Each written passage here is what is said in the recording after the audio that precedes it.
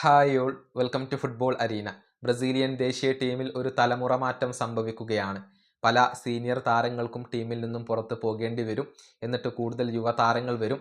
അത്തരത്തിലുള്ള സൂചനകൾ ഇന്നലെ തന്നെ കാർലോ ആഞ്ചലോട്ടി നൽകിയിരുന്നു. ഇതേക്കുറിച്ച് കൂടുതൽ വിവരങ്ങൾ ഇപ്പോൾ അദ്ദേഹം പറഞ്ഞിട്ടുണ്ട്. അതായത് നെയ്മർ ഉൾപ്പെട്ട ഒരു ജനറേഷന്റെ അവസാനമാണ് ഈ സൈക്കിൾ എന്നാണ് ഇപ്പോൾ കാർലോ ആഞ്ചലോട്ടി പറഞ്ഞിട്ടുള്ളത്. കൂടുതൽ യുവതാരങ്ങൾ വരുമെന്ന് അദ്ദേഹം ഇപ്പോൾ അറിയിച്ചിട്ടുണ്ട്. ആഞ്ചലോട്ടിയുടെ വാക്കുകൾ ഇങ്ങനെയാണ്: വളരെ പ്രധാനപ്പെട്ട ചില താരങ്ങൾ ഉള്ള ജനറേഷന്റെ അവസാനമാണ് ഈ world cup cycle. Neymar, Casemiro, Danilo തുടങ്ങിയവരൊക്കെ ഈ ജനറേഷനിൽ ഉൾപ്പെട്ടവരാണ്.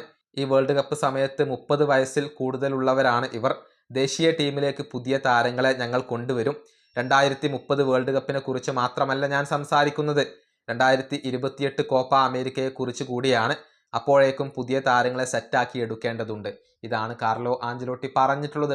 അതായത് നെയ്മർ, കാസിമിറോ, ഡാനിലോ തുടങ്ങിയ താരങ്ങളുടെ ജനറേഷന്റെ അവസാനമാണ് ഇത്.